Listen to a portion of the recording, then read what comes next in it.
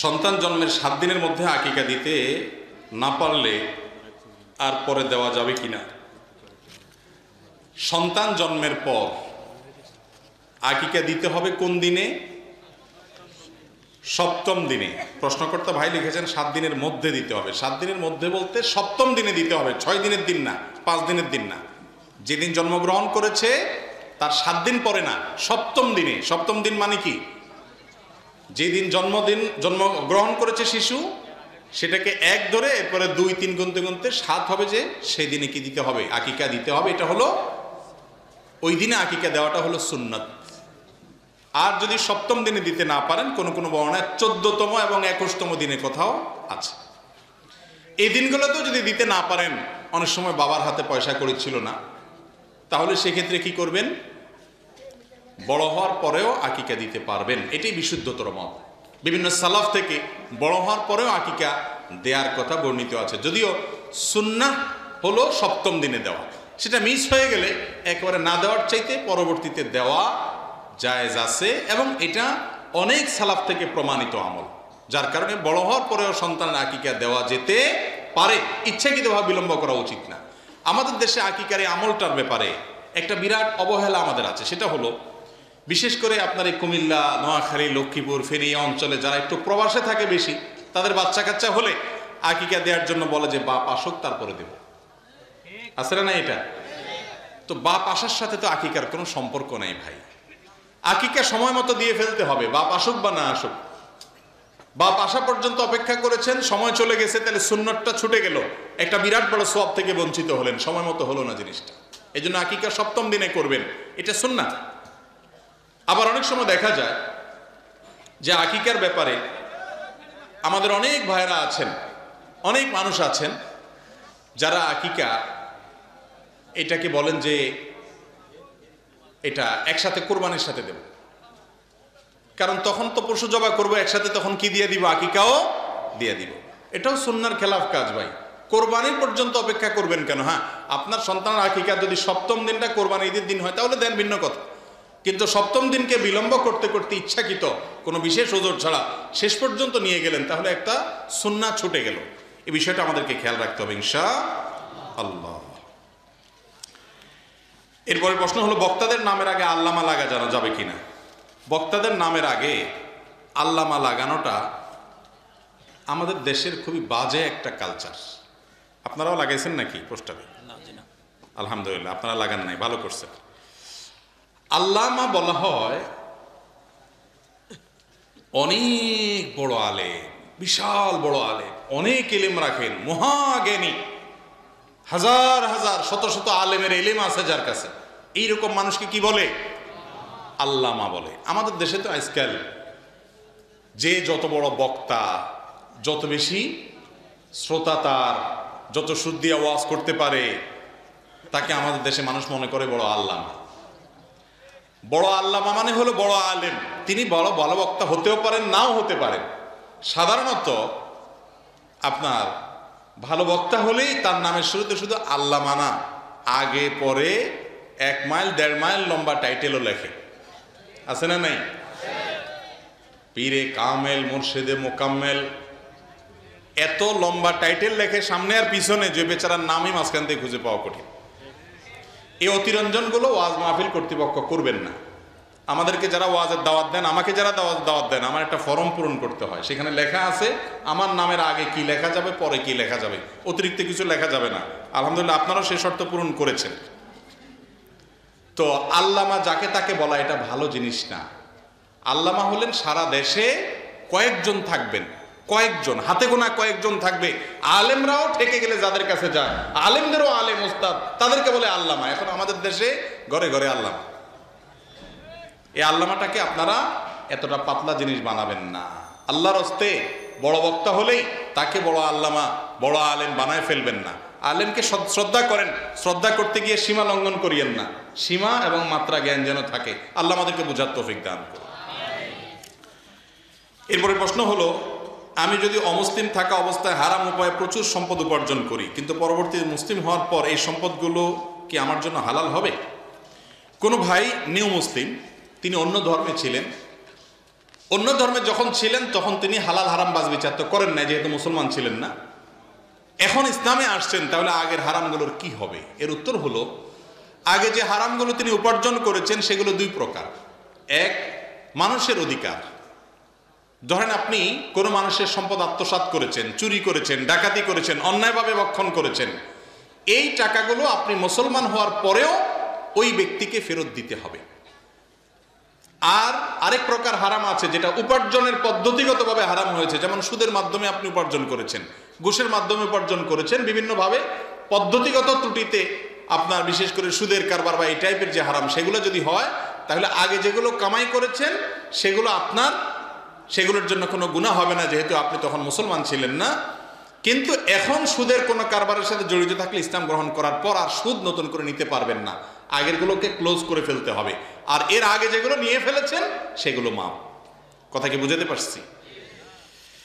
এরপরে প্রশ্ন হলো, আমি একটা সময় হস্তমৈথুন করতাম, কিন্তু এটা যে হারাম তা জানতাম না। যখন জানতে পারি তখন থেকে আস্তে আস্তে বন্ধ করি। এখন এটা তো গুনাহ। গুনাহ হলে কিভাবে তওবা করব? আর ক্ষতিপূরণ হিসাবে কি করব? বয়স ছিল 16, এখন 20।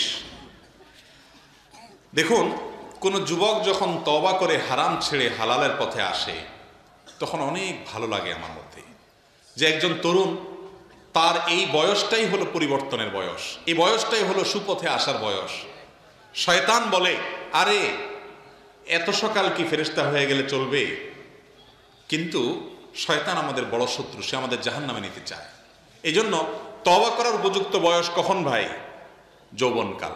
আরে বৃদ্ধ বয়সে তো মানুষ তওবা করার ছাড়ার উপায় নেই, কারণ তার গুনাহ করার ক্ষমতাই থাকে না। বৃদ্ধ বয়সের তওবার অনেক সময় কোনো মূল্য আল্লাহর কাছে থাকে না। একজন মানুষ একটা পাপ করার ক্ষমতাই তার নাই, তার তওবার কি মূল্য আছে? আপনার পাপ করার ক্ষমতা আছে, তারপর আপনি পাপ করেন না, এই তওবার মূল্য আল্লাহর কাছে আছে। ঠিক না ভাই? ঠিক। হস্তমৈথুনের এই অপরাধ সম্পর্কে অনেক যুবক, অনেক তরুণ জানে না যে এটা হারাম, এটা গুনাহের কথা। এর কারণে বড় গুনাহ হয়, কবিরা গুনাহ হয়। এটা দুনিয়াকে ধ্বংস করে, আখিরাতকে ধ্বংস করে। আল্লাহ রাব্বুল আলামিন কোরআনে হাকিমে স্পষ্ট বলেছেন, ফামান ইবতাগা ওয়ারাআ যালিকা ফাউলাইকা হুমুল আদুন। মানুষ বৈধভাবে শরীয়ত যেভাবে সিদ্ধ রেখেছে সেই পদ্ধতি ছাড়া তার যৌন চাহিদা পূরণ করলে যেভাবেই করুক সেটা হারাম এবং সীমালঙ্ঘনকারী সে। এই জন্য আগে যদি কেউ এরকম কাজ করে থাকেন, তিনি আগের কারণে লজ্জিত হয়ে আল্লাহর কাছে ক্ষমা প্রার্থনা করতে থাকবেন, ভবিষ্যতের জন্য সংকল্প করবেন আর কখনো এই পাপে যাবেন না। তার এই লজ্জিত হওয়া, সংকল্প হওয়া, পাপের পথ থেকে ফিরে আসা, এই কাজগুলোর মাধ্যমে ইনশাআল্লাহ তিনি তওবাকারী হিসাবে আল্লাহ তাআলা ক্ষমা লাভ করবেন বলে আশা করা যায় ইনশাআল্লাহ। 2-3 বছর বয়সের পর থেকে বাচ্চারা অতিরিক্ত দুষ্টামি করলে আমরা তাদের সাথে কিরূপ আচরণ করলে বাচ্চারা আমাদের কথা শুনবে ও দুষ্টামি করবে না? 2-3 বছর, বরং আরেকটু সামনের দিকে গেলে 5-6 বছর বয়সে গেলে আজকাল বাচ্চারা অনেক বেশি দুষ্টুমি করে। ঠিক না বে? ঠিক। এবং দুষ্টুমির পরিমাণ দিন যত যাচ্ছে বাচ্চাদের বাড়তেছে না কমতেছে? বাড়তেছে। আমরা ছোটবেলায় বাচ্চাদেরকে এত দুষ্টুমি করতে দেখি নাই, এখন যত দুষ্টুমি করতে দেখি। ঠিক না? এর একটা বড় কারণ হলো বাচ্চাদের হাতে আমরা বিষ তুলে দিয়েছি, সেটার নাম হলো মোবাইল ফোন, স্মার্টফোন। এই স্মার্টফোনে যে সমস্ত কার্টুনগুলো বাচ্চাদেরকে আমরা চালায় দেই তাদেরকে শান্ত করার জন্য, অথবা কম্পিউটারে বা ল্যাপটপে চালায় দেই, এগুলো হলো বাচ্চাদের সব কিছুকে ধ্বংস করার সবচেয়ে বড়তম মরণাস্ত্র। গেমসে বাচ্চারা কি দেখে ভাই বলেন তো? গেমসে বাচ্চারা দেখে হলো ঠুসঠুস করে শুধু মেরে ফেলো সামনে, তাই না? কি দেখে? সব যা সামনে আসে সব কি করে ফেলা? শেষ করে ফেলা। গেমসের মধ্যে কি এরকম কিছু দেখায় যে হারে একটা বাচ্চা কাঁদতেছে, তুমি নিজের খানাটা না খায় তার মুখে তুলে দাও? এরকম কোনো গেম দেখছেন আপনারা আজ পর্যন্ত? কি দেখা গেমসে? টম জেরিরে দৌড়াইতেছে। ঠিক না ভাই? ঠিক। কে কাকে দৌড়াবে, কে কাকে ধরবে, কে কাকে মারবে। আর বিশেষ করে গেমসগুলো সবগুলোর কাজ হলো কি? সামনে যা আছে সব শেষ করে ফেলা, তুমি একা টিকে থাকো। ঠিক না ভাই? ঠিক। তো পোলাপাইন এগুলো দেখতে দেখতে দেখতে ক্রেজি হয়ে যায়, ক্রেজি।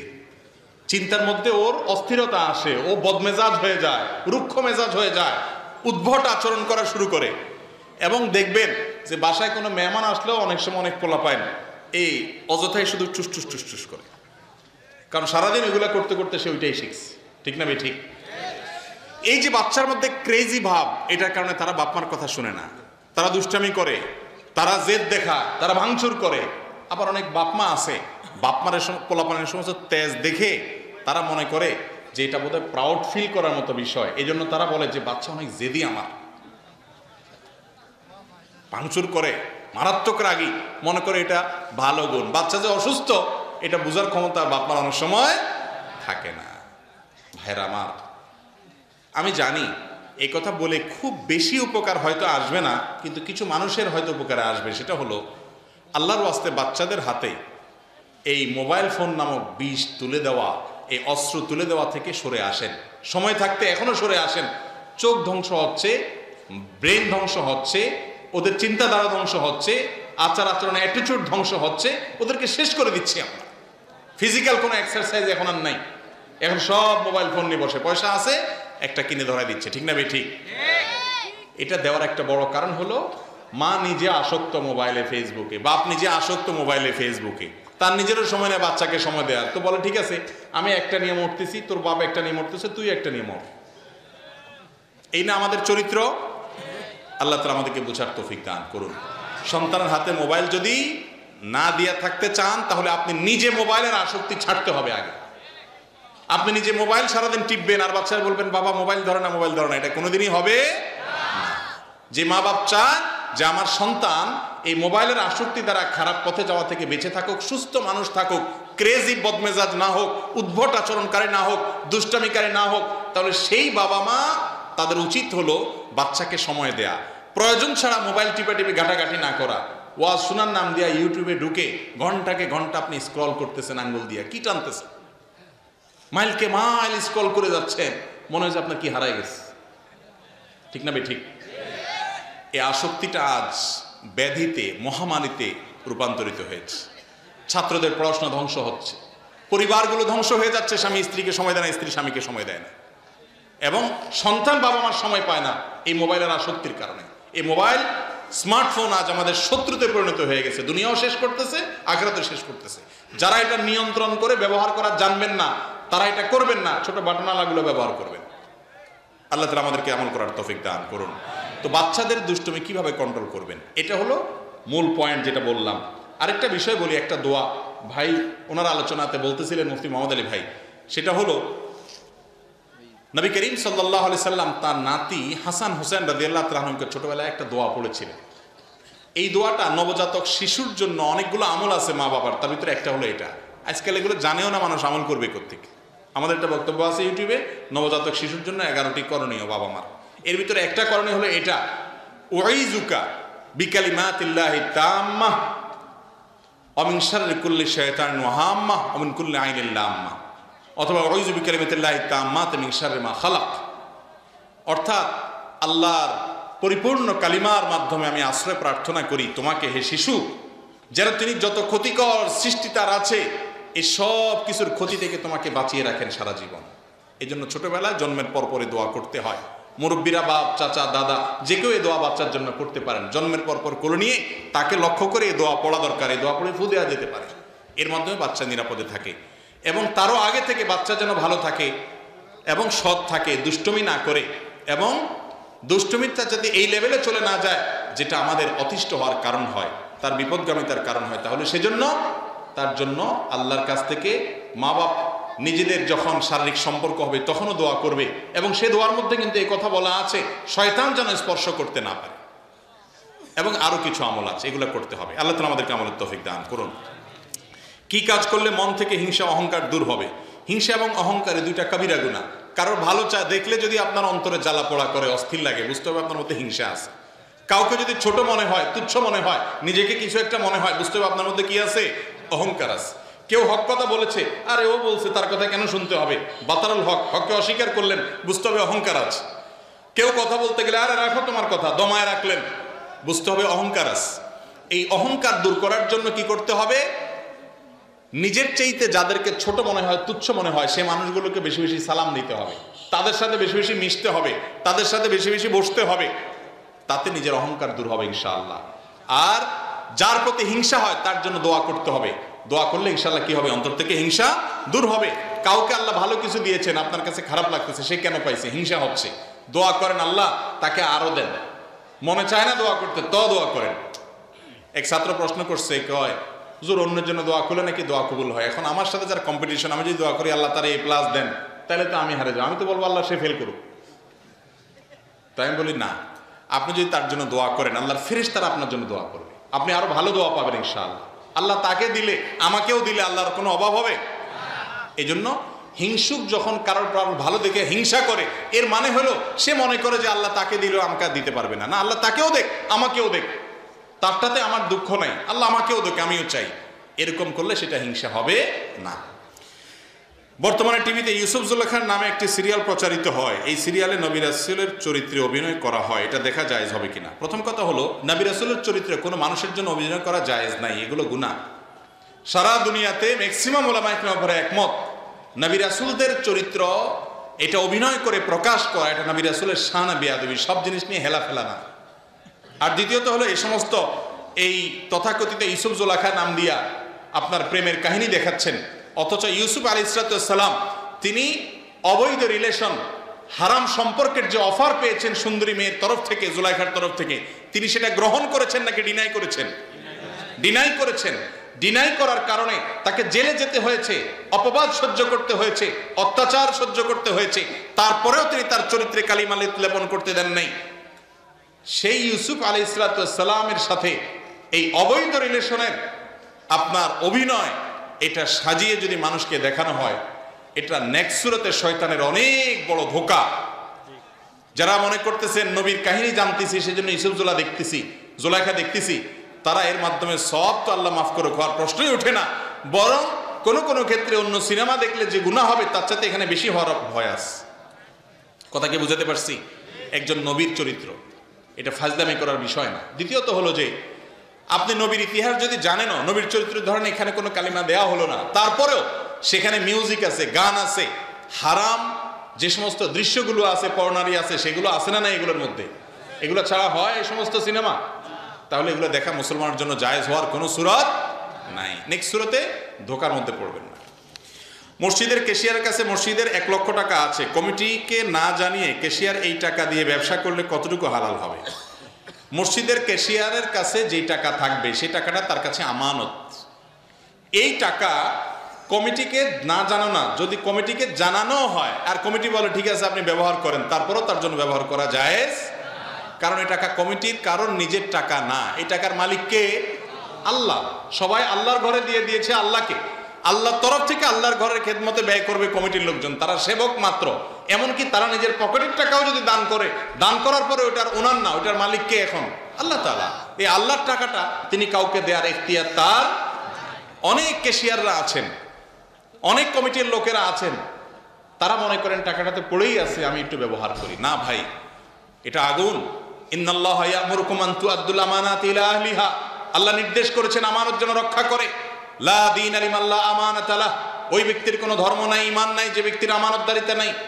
আপনার কাছে এটা আমানতের টাকা, এটা আপনি খরচ করতে পারবেন না, এটা যেভাবে আছে সেভাবে রাখবেন। প্রয়োজনে শুধুমাত্র ওই মসজিদের কাজে আপনি, কমিটি যখন সিদ্ধান্ত নেবে সেই অনুযায়ী খরচ করবেন ভালো কাজে এবং মসজিদের কল্যাণে। আপনি নিজের কাজে সেটা খরচ, কমিটির লোকজন যদি বলে যে আমরা হাওলাত দিয়ে দিলাম মসজিদের টাকা কাউকে, এই এখতিয়ার কমিটির নাই, কারণ এটা তাদের নিজস্ব টাকা না। কথা কি বুঝাতে পারছি? যারা মৃত ব্যক্তিকে গোসল করাবে তারা কি গোসল করে ঘরে যেতে হবে নাকি গোসল না করলেও চলবে? আমাদের দেশে অনেক এলাকাতে মানুষ মনে করে মুর্দারে গোসল করাইলে সে গোসল করা ছাড়া ঘরে যেতে পারে না। এটা ভুল ধারণা। মুর্দাকে গোসল করাইলে যে গোসল করতে হবে এমন কোনো জরুরি কথা নাই। হ্যাঁ, মুর্দা গোসল করাতে গিয়া পাক না পাক শরীর থেকে বের হয়েছে, না পাক লাগতে পারে, সেজন্য আপনি গোসল করে ফ্রেশ হয়ে ওঠেন, সেটা ভিন্ন কথা, ভালো কথা। যদি আপনি গোসল করাতে গিয়ে আপনার শরীরে কোনো নাপাক না লাগে, শুধু গোসল করাইছেন, তাতে আপনার গোসল ফরজ হয়ে যায় নাই যে এখন গোসল করানো ছাড়া আপনি কি করতে পারবেন না, বাসায় উঠতে পারবেন না। এটাকে অনেকে জরুরি মনে করে, জরুরি মনে করা যাবে না। বেশিরভাগ ইমাম সাহেব দেখা যায় তাকবীরে তাহরিমা বাঁধার পর সানা অজু পড়ে না, এতে নামাজের কি পরিমাণ ক্ষতি হবে? ইমাম সাহেব সানা পড়ে না, এটা আপনি কিভাবে জানলেন? সানা কি জোরে পড়ার জিনিস, আস্তে পড়ার জিনিস না? তাহলে ইমাম সাহেব বেচারা পড়লো না, এটা কেমনে বুঝলেন? হ্যাঁ, একটা বোঝার পদ্ধতি আছে অবশ্য। আল্লাহু আকবার বলে হাত বাঁধে যদি সাথে সাথে সে সূরা ফাতিহা শুরু করে দেয়, তাহলে বোঝা গেল যে উনি পড়েন নাই। তো এরকম যদি হয় যে আসলে উনি পড়েন নাই, সেটা ইমাম সাহেব কেন, সেটা মুক্তাদি সাহেবের জন্য একই কথা। যদি কেউ সানা না পড়ে সূরা ফাতিহা সরাসরি শুরু করে দেয়, তার নামাজ হয়ে যাবে, কিন্তু নামাজটাতে একটা ত্রুটি হয়ে গেল, সুন্নতের খেলাফ হয়ে গেল, নামাজ হয়ে যাবে। নিয়মিত যদি এরকম করে ইমাম সাহেব, তাহলে ইমাম সাহেবকে সতর্ক করতে হবে, সতর্ক করতে হবে যে ইমাম সাহেব আপনি নিজে নিয়মিত সুন্নত আমল করেন না, সাথে সাথে সূরা ফাতিহা শুরু করেন, তাহলে আমরা কি করব? একদিন দুই দিন হঠাৎ কদাচিৎ হয়তো হতে পারে, কিন্তু নিয়মিত এরকম হলে সেটা দোষণীয়। তবে নামাজ হয়ে যাবে এতে। জানাজার নামাজের পর মুনাজাত করা জায়েজ আছে কিনা? ভাই, জানাজা নামাজ পুরাটাই হলো একটা মুনাজাত। জানাজা নামাজ মানেই হলো মুনাজাত। আমরা জানাজা নামাজে কি পড়ি? আমরা হাত বাঁধার পর শেষ তাকবীরে কি করি? মুর্দার জন্য দোয়া করি। আর ঠিক না ঠিক? পুরা দোয়াগুলো কিসের দোয়া? মুর্দার জন্য দোয়া। তো সালাম ফেরানোর পর আবার কিসে হাত তুললেন আপনি? এতক্ষণ কি করছেন তাহলে? এটা ভুল। জানাজা নামাজের পর সালাম ফেরানোর পর আর নতুন কোনো কি নাই, দোয়া নাই। দোয়া তো আপনি এতক্ষণ মুর্দার জন্য করলেন, দোয়ার জন্যই তো নামাজ। জানাজা নামাজটা তো সাধারণ নামাজ না, এটা মূলত দোয়া মুর্দার জন্য। সবাই মিলে দোয়া করলাম, আল্লাহুম্মা ফিরলি হাইয়িনা ওয়া মাইয়িতিনা, আল্লাহ মুর্দাকে আপনি মাফ করে দেন, দোয়া করলেন না? তো এরপর আবার কিসের দোয়া? এটা ভুল। জানাজা নামাজের পর আর কোনো দোয়া শরীয়তে সাব্যস্ত নাই। সূর্য গ্রহণ হলে গর্ভবতী মেয়েরা তরকারি, মুরগি, মাছ ইত্যাদি কাটতে পারে না, এমন একটা ধারণা পোষণ করে, এটা কতটুকু যুক্তিযুক্ত? আমাদের দেশে ফতোয়াবাজি, ভুল ফতোয়া, এগুলা বেশিরভাগ মেয়েদের উপরে চড়াও হয় আমাদের, ঠিক না ঠিক?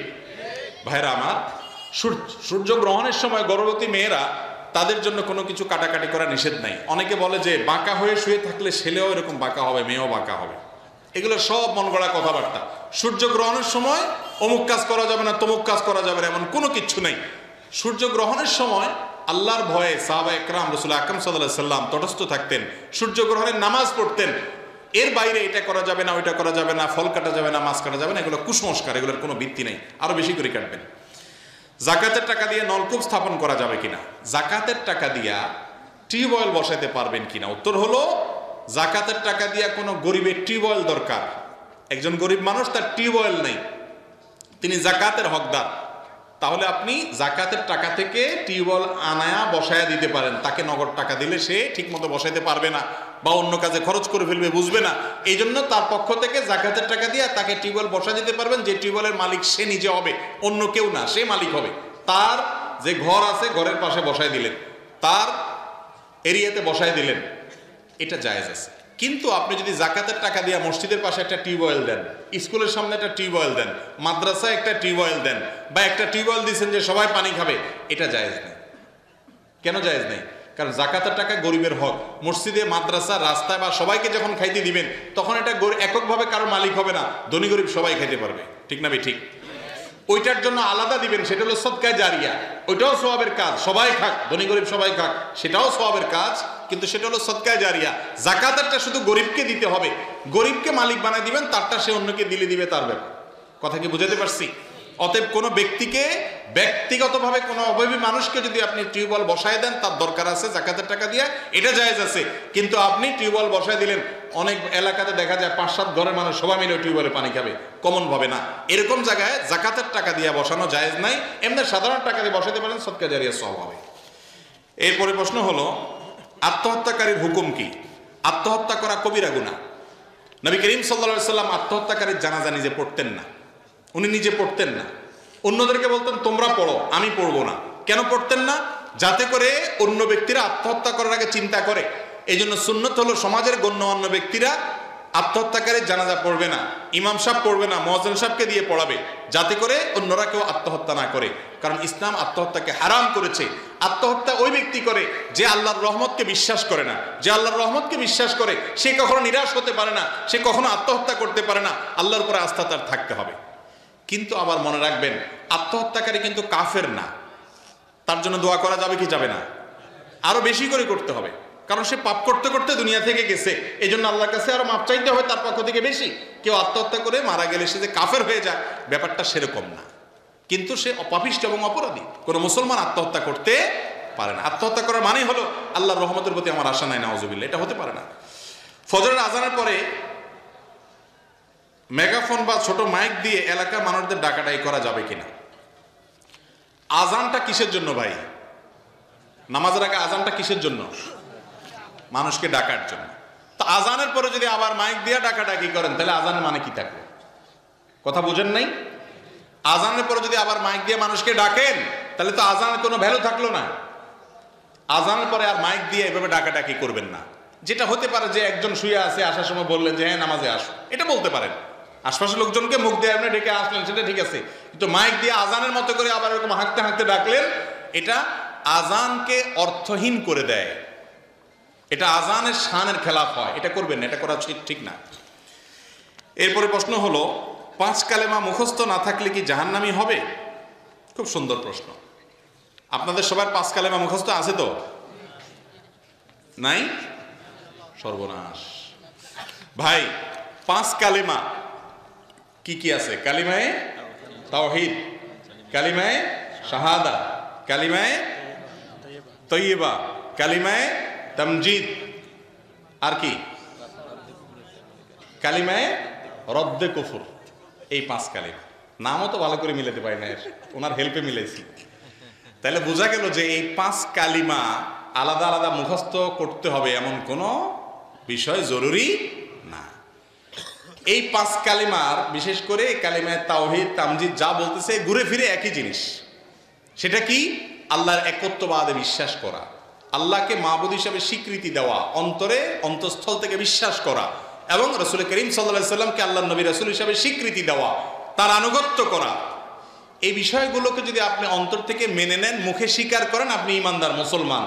এই কালিমাগুলো বিশেষ করে এই 5 কালিমা আলাদা আলাদা, এটার ভাষা আরবিতে মুখস্থ করতে হবে এমন কোনো বাধ্যবাধকতা নাই, আর এটা কোনো হাদিসেও এভাবে আসে নাই। আলেম ওলামারা ওই কালিমাতুত তাওহীদটাকে বা কালিমায়ে তাইয়্যিবাকে বা কালিমায়ে শাহাদাটাকে বিভিন্নভাবে ভাগ করেছেন, বিভিন্ন ফরম্যাটে তারা তৈরি করেছেন। মূলত কোনো হাদিস থেকে এরকম কোনো আলাদা আলাদা করে কালিমা পার্ট বাই পার্ট করা হয়নি যেগুলো মুখস্থ করতে হবে, না হলে আপনি জাহান্নামে যাবেন। মূল বিষয়টা হলো আপনার ভিতরে তাওহীদের বিশ্বাস আছে কিনা, রিসালাতের বিশ্বাস আছে কিনা। আশহাদু আল্লা ইলাহা ইল্লাল্লাহ ওয়া আশহাদু আন্না মুহাম্মাদান আবদুহু ওয়া রাসূলুহু, এই কথার বিশ্বাস আপনি করেন কিনা। মুহাম্মদ আল্লাহর গোলাম এবং রাসূল সাল্লাল্লাহু আলাইহি সাল্লাম, এবং আল্লাহ ছাড়া সত্যিকারের ইবাদতের উপযুক্ত আর কেউ নাই, এই কথা আপনি অন্তরে বিশ্বাস করেন কিনা, মুখে স্বীকার করেছেন কিনা, এর উপরে ভিত্তি করে আপনি মুসলমান না মুসলমান। ওই 5 কালিমা যে মুখস্থ করতে হবে এরকম কোনো কথা নাই। এরপরে প্রশ্ন হলো, 3 তালাক দেওয়ার পর পুনরায় কি সংসার করা যাবে? তালাক যদি 3টা হয়ে যায়, 3 তালাক যদি পড়ে যায়, তাহলে আর পুনরায় সংসার করার সুযোগ নাই। যদি কোনো হুজুরে তওবা পড়ায় দেয়, সিস্টেম আছে কোনো হুজুরে তওবা পড়াইলেও আর নতুন করে সংসার করা যাবে না। আমি সব জায়গায় বলি ভাইরা আমার, যারা বিবাহিত তারাও কান খাড়া করে শুনেন, যারা বিবাহ করেন নাই, করবেন কোনো কালে ইনশাআল্লাহ, তারাও শুনে রাখেন। স্বামী স্ত্রীর মধ্যে যত মনোমালিন্য হোক, আল্লাহর ওয়াস্তে কখনো তালাকের কথা মুখ দিয়ে আনবেন না। রাগ হয়ে গেছে, মাথা গরম হয়ে গেছে, পারলে একটা ধাক্কা দেন, গালি না দিয়া একটা জোরে ধমক দেন, শক্ত একটা বকা দেন, পারলে অন্য কিছু করেন। আল্লাহর ওয়াস্তে তালাক এই কথাটা বলিয়েন না। এটা এমন একটা ডেঞ্জারাস বিষয়। হাদিসে আসছে সালাসুন জিদ্দুহুন্না জিদ্দুন ওয়া হাজলুহুন্না জিদ্দুন, 3টা বিষয় সিরিয়াসলি করলে যা হবে, দুষ্টমি করে করলে তা হবে। অনেক ছোট লোক আছে, বউয়ের সাথে কিছু হলেই তালাকের কথা বলে, এর নাম হলো ছোট লোক। একটা সংসার, একটা সম্পর্ক, কত মুরব্বী, কত গণ্যমান্য মানুষ, 2 পক্ষ কত কষ্ট করে হয়। সামান্য একটু চুল থেকে নুন খসলো, ঝগড়াঝাটি হতেই পারে স্বামী স্ত্রী একসাথে। নবী করিম সাল্লাল্লাহু আলাইহি সাল্লামের সাথে তার স্ত্রীদের মনোমালিন্য হয়েছে না হয় নাই? হয়েছে না? রাগ করে মসজিদে যায় শুয়েছিলেন তিনি, আপনি কে আমি কে, অতএব আমাদের স্বামী স্ত্রীর মধ্যে মনোমালিন্য হবে, এটাই তো স্বাভাবিক। 2টা পাতিল একসাথে থাকলে বাড়ি খাবে না? কিন্তু কথায় কথায় আপনি তালাকের কথা বলবেন কেন? একজন মেয়ে তার বাপের বাড়ি, বাপের সংসার, মা বাপ, চিরকাল ছোটবেলা থেকে যেখান থেকে বড় হয়ে উঠছে, সেই সব কিছু ছেড়ে আপনার বাড়িতে চলে আসছে। কত বড় ত্যাগ, কত বড় ত্যাগ! আপনি পারবেন আপনার বাপ ভাই সব কিছু ছেড়ে আরেকজনের বাড়িতে চিরকালের জন্য চলে যাবেন? যায় দেখেন তো, এত বড় ত্যাগ যে মেয়ে করছে তার কিছু দোষ আছে, সে আপনার সাথে ঝগড়া করছে, সে আপনার মায়ের সাথে তর্ক করছে, অনেক উল্টাপাল্টা করছে। এই উল্টাপাল্টার জন্য শাসন আছে, বিচার আছে, ধমক আছে, ব্যবস্থা আছে, তাই বলে তাকে আপনি সম্পর্ক ছিন্নের কথা বলবেন? বন্ধুদের মধ্যে কিছু ছোট লোক বন্ধু আছে, কথায় কথা বলবে কাট্টি, আছে না নেই? এই কথায় কথা কাট্টি বলা বন্ধু আর কথায় কথা তালাক বলা স্বামী, এই দুটোটাই ছোট লোক, এই দুটোটাই কি? আবার মহিলাদের মধ্যেও কিছু আছে এরকম, এই ছোট লোকই করে, কিছু হইলেই ব্যাগটা গোছায় বলে না তোমার সংসার আর থাকবে না, বার হয়ে চলে যাবে, ওইটাও ছোট লোক, ঠিক না ঠিক?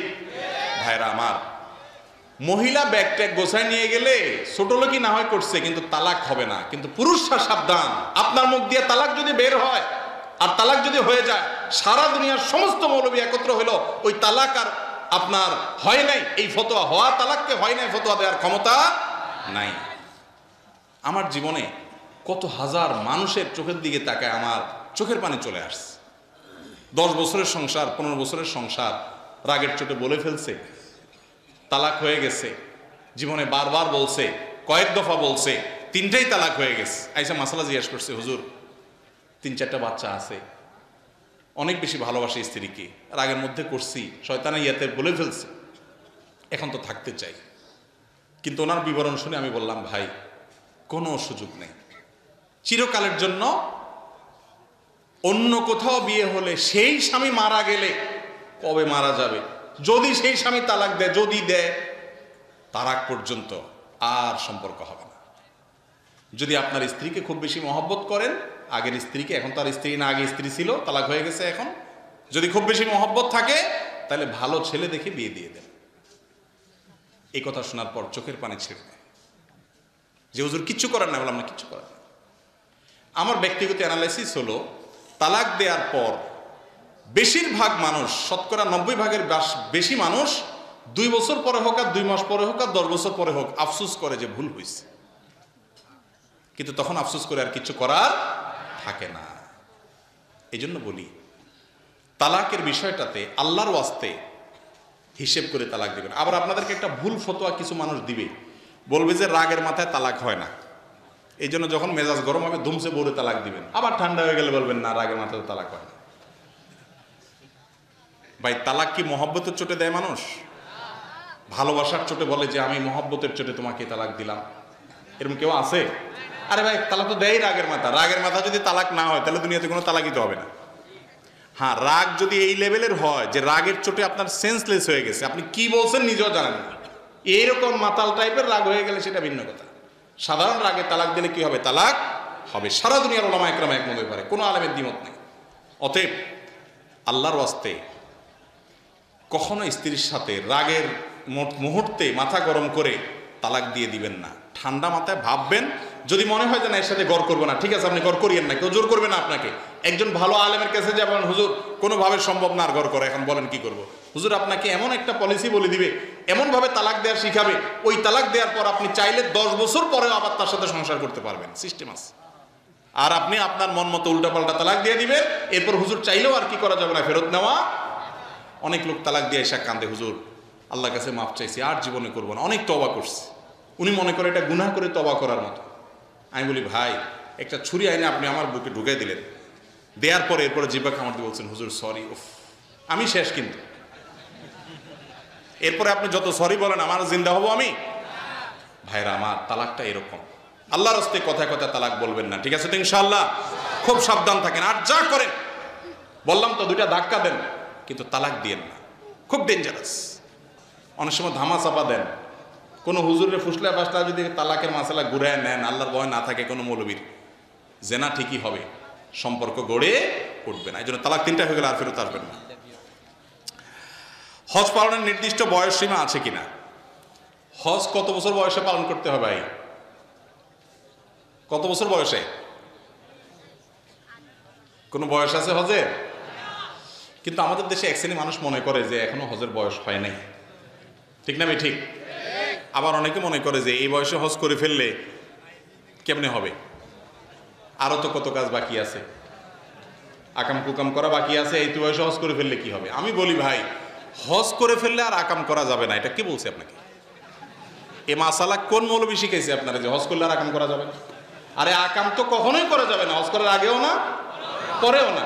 হজ করলে আর করা যাবে না, তার মানে কি হজ না করলে করা যাবে না? এটা ভুল কথা। এই জন্য হজের কোনো বয়স নেই। হজ ফরজ হয়ে গেছে, সাথে সাথে করে ফেলবেন। আমাদের বাংলাদেশে মানুষ হজ করতে যায় বুড়া বয়স। মনে করে কি জানেন, অনেক মানুষ মনে করে সরকারি চাকরি করব, দুর্নীতি করব, 2 নম্বরই করব, টিন চুরি গম চুরি, 2 নম্বরই যা আছে সব করে এরপরে বুড়া বয়সে রিটায়ারমেন্টে যাইয়া হজে যায় কান্নাকাটি করে সব সাদাগুলার কালো, কালোগুলার সাদা বানা ফেলে। এটা ভুল ধারণা ভাই। মানুষের হক, হজ একটা না, যদি একটার উপরে 10টাও করেন, মানুষের হক যেগুলো নষ্ট করেছেন, দুর্নীতি করেছেন, এগুলো মাফ হবে না ওই টাকা দান করে দেওয়া বা মালিকদেরকে ফেরত দেওয়া ছাড়া। এটা হজে কুলাবে না ভাই। এই জন্য হজ দেরি করবেন না। অযথা সারা জীবন আঁকাকুঁকা করে অপেক্ষা করতেছেন যে বুড়া বয়সে আপনি হজ করবেন না, এটা করা উচিত। হজ ফরজ হওয়ার সাথে সাথে করতে হয়। টাকনুর নিচে পায়জামা বা লুঙ্গি পরলে নামাজ হবে কিনা? টাকনুর নিচে যদি পায়জামা বা লুঙ্গি পরেন তাহলে সেক্ষেত্রে নামাজ হয়ে যাবে, কিন্তু এটা কবিরা গুনাহ।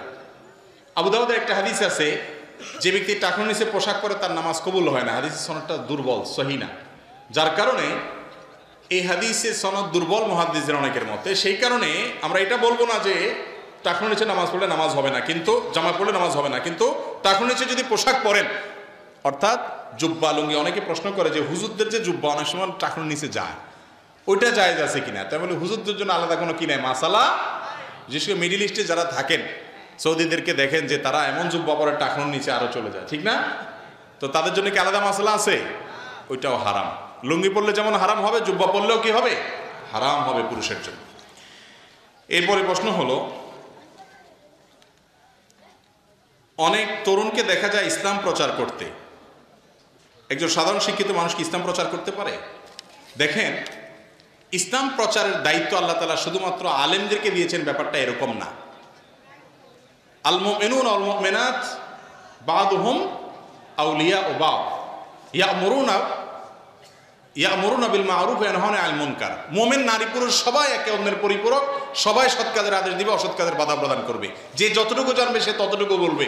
একজন সাধারণ মানুষ তিনি দিনের কাজ, দিন প্রচারের কাজ করতে পারেন, যতটুকু জানেন ততটুকু তিনি করবেন। কিন্তু একটা বড় অভাব আজকাল দেখা গেছে, সেটা হলো অনেক জেনারেল শিক্ষিত বা সাধারণ শিক্ষিত ভাইরা ইসলাম প্রচার করতে গিয়ে দেখা যায় তারা আলেম ওলামাদের সাথে কোনো সম্পর্ক নাই, কোনো পরামর্শ নাই, কোনো বুদ্ধি নেওয়া নাই, কোনো সোহবত নেওয়া নাই, যার কারণে তারা বিভ্রান্ত হন, বিভ্রান্তিমূলক কথা বলেন। এক বক্তাকে দেখলাম বলতেছে মুসা আলাইহিস সালাম উনি নাকি মার্ডার কেসের আসামি ছিলেন। মানে মূল ঘটনাটাকে কিভাবে বললেন, একবার স্পষ্ট, ডাইরেক্ট, বিরাট বড় দায়ী। আবার বলতেছে ওয়াজাদাকা দাল্লান ফাহাদা, রাসূলকে আল্লাহ তাআলা বলেছেন আপনাকে আমি দল পেয়েছি, এরপর হেদায়েত দিয়েছি। দল শব্দের অর্থ করেছে, আমি নিজে কানে শুনেছি যে আমি আপনাকে, হে রাসূল, আপনাকে আমি পথভ্রষ্ট পেয়েছি, আপনি পথভ্রষ্ট ছিলেন। রাসূল সাল্লাল্লাহু আলাইহি ওয়াসাল্লাম কি পথভ্রষ্ট ছিলেন? নাউজুবিল্লাহ। দলাল শব্দের অর্থ যে শুধু পথভ্রষ্ট নয়, আরো অনেক হয়। নবীদের সামনে যে কি শব্দ ব্যবহার করতে হয় এগুলোর সময় আমরা বুঝি না। এগুলোর বড় কারণ হলো সোহবত এবং সাহচর্য ছাড়া দিন শিখে বলে। আমরা আজকাল মাইক সামনে পাইলে সবাই বক্তা, সবাই আলেম। দাওয়াতের এই কাজ আমি নিজে করতেছি আজ 22 বছর। এখনো পর্যন্ত মুরব্বীদের কাছে, বড় বড় আলেমদের কাছ থেকে, সিনিয়রদের কাছ থেকে পরামর্শ নেই, শোনার চেষ্টা করি। সব বিষয়ে কথা বলি না যে বিষয় আমার বলার জিনিস না। আর সেখানে আমাদের অনেক তরুণ ভাইরা দেখা যায় মুসলিম উম্মার করণীয় কি, আলেম সমাজের কারেকশন শুরু করে দেয়। ভাইরা আমার, মাত্রা জ্ঞান থাকা উচিত। অনুসারী সংখ্যা দেখে মাথা নষ্ট হয়ে যাওয়া উচিত না। আল্লাহ তাআলা আমাকেও হেদায়েত দান করুন, আমাদের সব ভাইকে হেদায়েত দান করুন। বিশেষ করে আমরা যারা তরুণ দাওয়াতের কাজ করছি, এমন আলেম হলেও, মাদ্রাসা পড়ুয়া হলেও তাদেরও উচিত সিনিয়র ওলামাদের সাথে সম্পর্ক রেখে, তাদের সাথে পরামর্শ করে, তাদের সাথে কানেকশন রেখে তারপর যোগাযোগ করে আগানো। আজকাল এরকম অনেকে বাইর হয়েছে যে তাদের নিজেদের কোনো যোগাযোগ করার প্রয়োজন হয় না। আমি নিজে ব্যক্তিগতভাবে এরকম একজন দায়ীকে ফোন করেছি, বারবার ধরে না, মেসেজ দিছি, জবাব নাই। আরেকজনকে দিয়ে ফোনে কথা বলাইছি যে আমি কথা বলতে চাই, কোনো জবাব নেই। অর্থাৎ আলেমদের সাথে যে একটু পরামর্শ করা দরকার। আমি নিজে সেদে দেখলাম যে এত বড় ভুল করতেছে, ব্যক্তিগতভাবে তাকে একটু নসিহত করি না, নসিহত নিতে রাজি না। তো আল্লাহ তাআলা আমাদেরকে হেদায়েত দান করুন। এরকম যদি আমরা বিশৃঙ্খল কাজ করতে থাকি, ভুলভাল কাজ করতে থাকি, তাহলে দিনের লাভের চাইতে ক্ষতি বেশি হবে। আল্লাহ তাআলা আমাদের বোঝার তৌফিক দান করুন। ভাইরা আমার, রাত অনেক হয়েছে, আমার মনে হয় প্রশ্ন তো থাকুক আজকে, নাকি না? ফজর তো পড়তে হবে ভাই, কি বলেন? তো আপনারা উঠা বসা করতে পারবেন না তো? কয় পারবো, কি কয় সেটাও বোঝে না, কি শোনে সেটাও বোঝে না।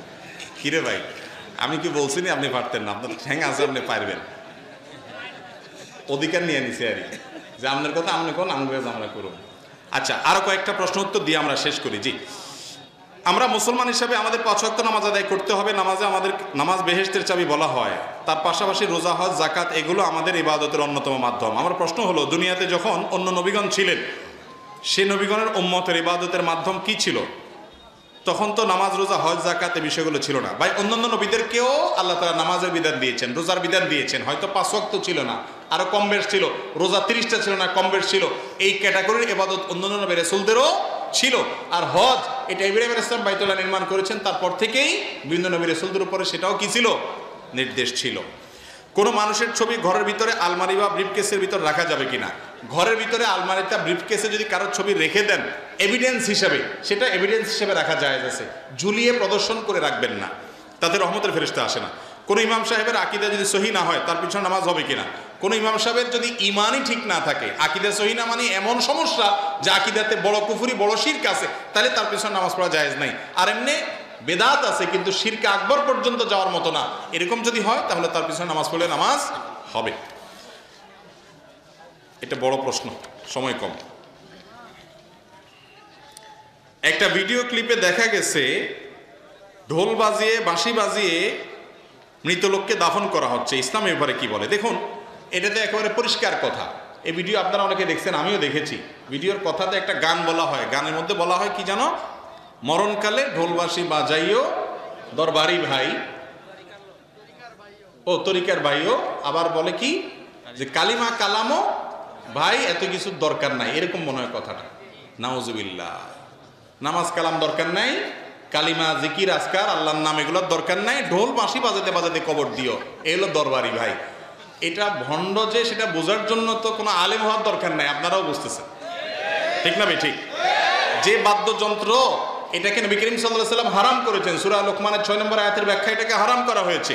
সহিহ বুখারীতে নবী সাল্লাল্লাহু আলাইহি ওয়াসাল্লাম বলেছেন, 4টা জিনিস হারামকে মানুষ হালাল মনে করবে, তার মধ্যে একটা হলো মাজামির, বাদ্যযন্ত্র।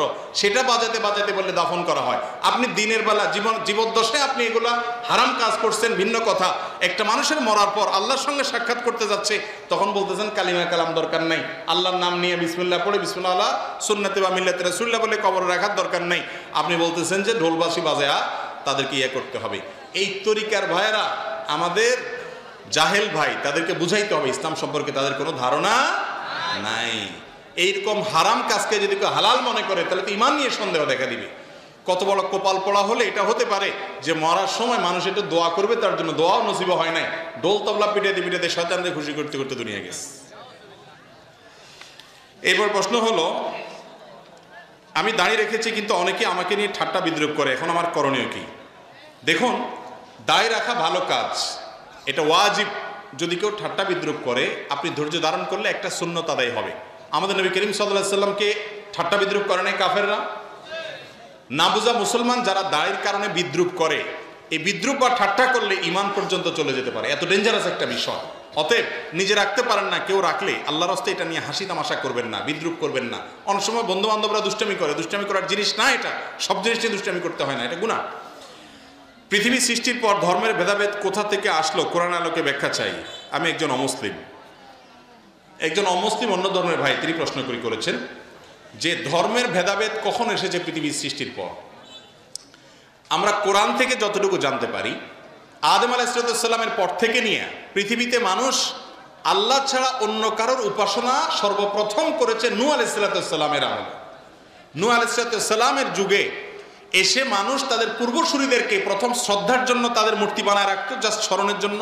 এরপর আস্তে আস্তে পূজা শুরু করে আল্লাহ ছাড়া অন্য ব্যক্তি বা মানুষকে দেবতা বানায় পূজা শুরু করেছে। এটা শুরু হয়েছে আল্লাহ নবী নূহ আলাইহিস সালামের যুগ থেকে। আর গরুর পূজা, এটা শুরু হয়েছে মূসা আলাইহিস সালামের যুগে, সামিরির মাধ্যমে, যে সম্পর্কে কোরআনে বিস্তারিত বিবরণ আছে বনী ইসরাঈলদের মধ্যে। হিন্দু বাড়িতে হিন্দু হোটেলে খানা খাওয়া জায়েজ আছে কিনা, এই প্রশ্ন অনেক ভাই বোনরা করেন। ভাই, আমি একটা কথা বলি যে আপনি কার বাড়িতে খাইলেন এটা দেখার বিষয় না, দেখার বিষয় হলো কি খাইলেন।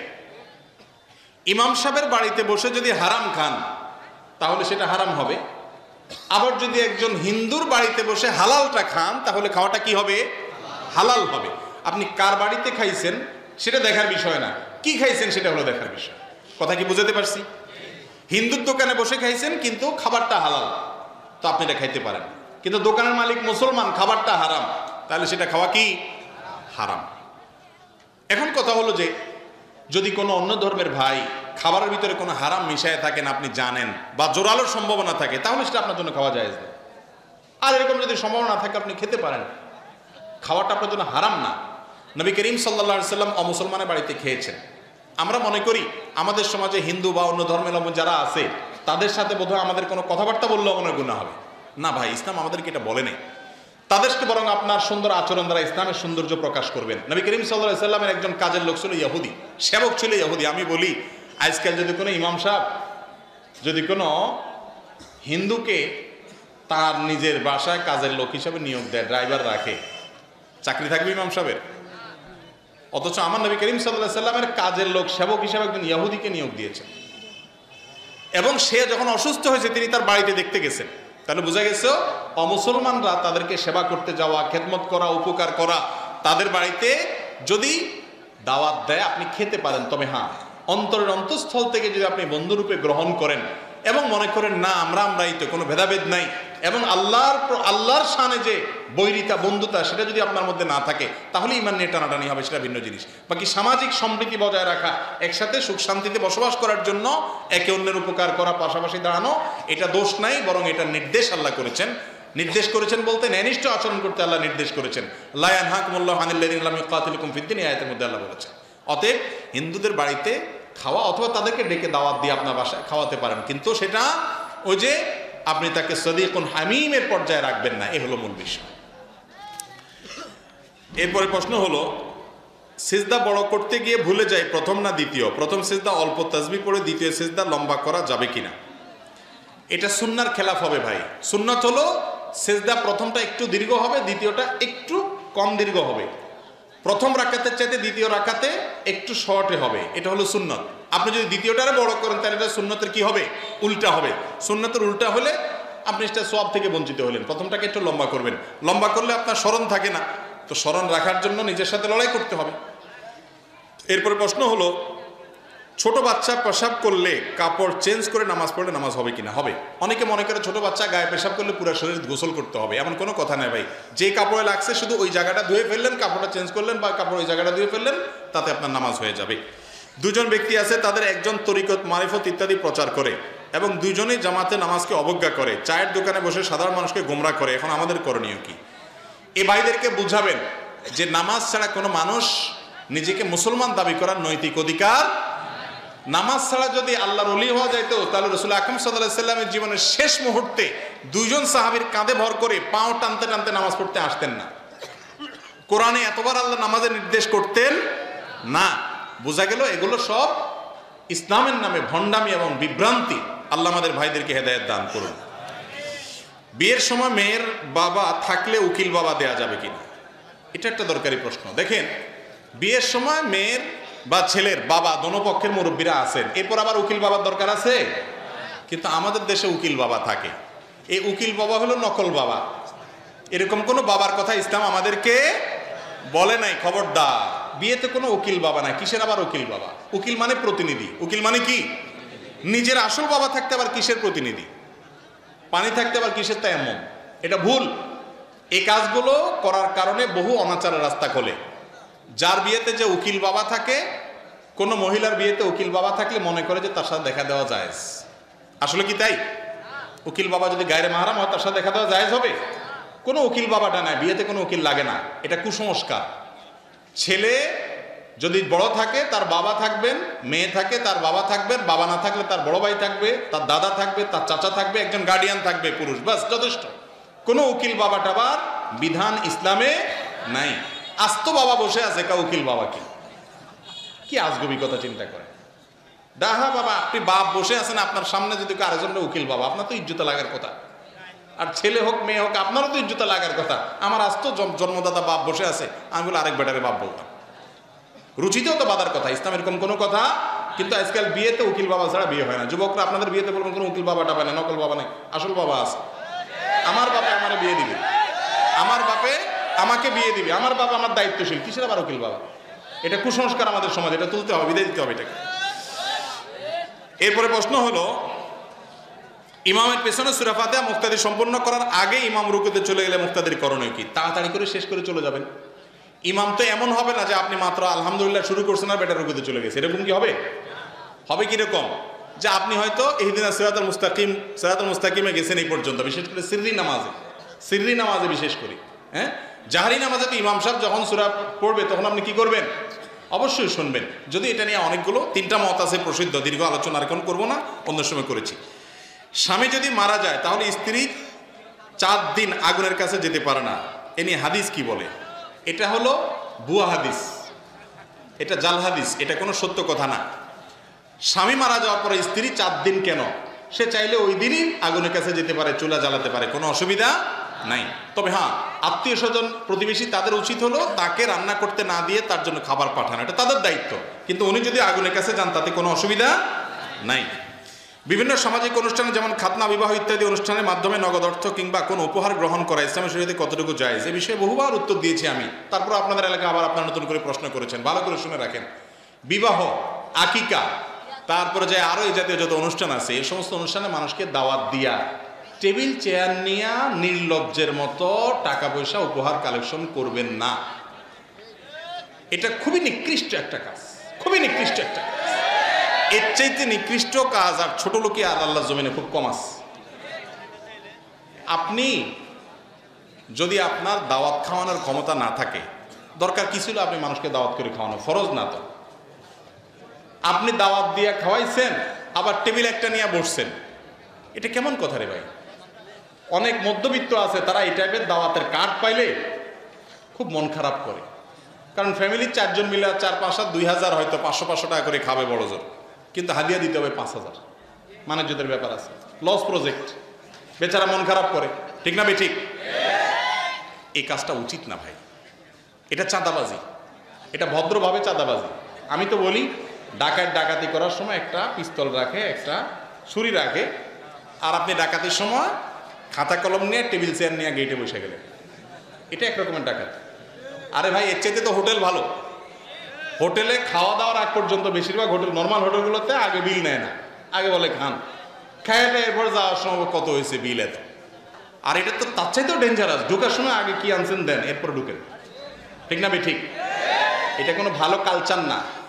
হ্যাঁ, একটা জিনিস হলো যে আপনার ছেলের আকিকা অথবা আপনি বিয়ে শাদী করছেন, আমি আপনাকে কোনো গিফট দিতে চাই, তো এটার জন্য টেবিল চেয়ার বসায় নিতে হবে? এটা কোন ধরনের কথা? আর তাছাড়া এই দেয়া নেয়ার কালচারটা বিদায় হওয়া দরকার। দাওয়াতের সাথে দেয়া নেয়ার কি সম্পর্ক? দিলে তো আগেও দিতে পারে, পরেও দিতে পারে, দাওয়াত ছাড়াও দিতে পারে, ঠিক না ঠিক? এগুলো করবেন না আল্লাহর রাস্তায়। আমি তো অনেকের কথা জানি, ঢাকাতে আকিকার অনুষ্ঠান করবে ছেলে, যোগ বিয়োগ দেয়, মোট কত মানুষ দাওয়াত দিবে, আনুমানিক কত উঠতে পারে, খরচ কত হবে, লাভ লস মিলা কাটাকাটি করে কত টিকবে। তো এই সমস্ত ধান্দাবাজি না করে একটা হোটেল দিয়ে দেন, আপনি খাওয়ায় যখন টাকা নেবেন একটা হোটেল দিয়ে দেন। এই কাজ করতে বলছে কি? যুবকরা আপনাদের বিয়েতে এই সমস্ত অনাচার করতে দিবেন না, ঠিক আছে না ইনশাআল্লাহ? দাওয়াত কার্ডে লিখে দিবেন, বিবাহ একটি শরীয়ত সম্মত আমল, একটি সামাজিক কাজ, অনুগ্রহ করে কোন প্রকার উপহার উপঢৌকন আনিবেন না, আনিলে গ্রহণ করার ব্যবস্থা থাকিবে না।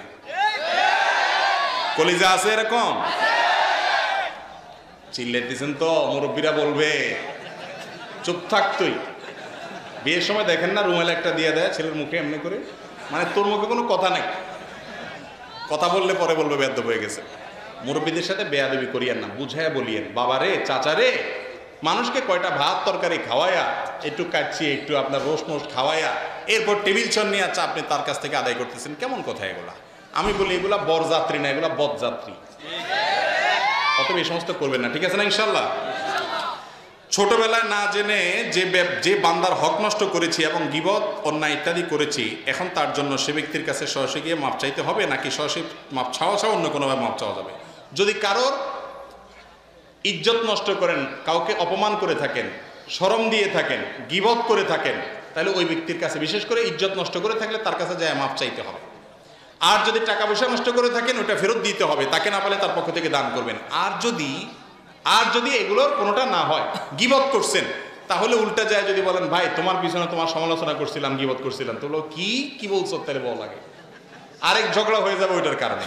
এরকম ভয় থাকলে তার কাছে যায় মাপ চাওয়ার দরকার নেই, তার পেছনে তার জন্য আল্লাহর কাছে দোয়া করবেন, আল্লাহ তাকে মাফ করে দেন। এটা হলো গীবতের কাফারা।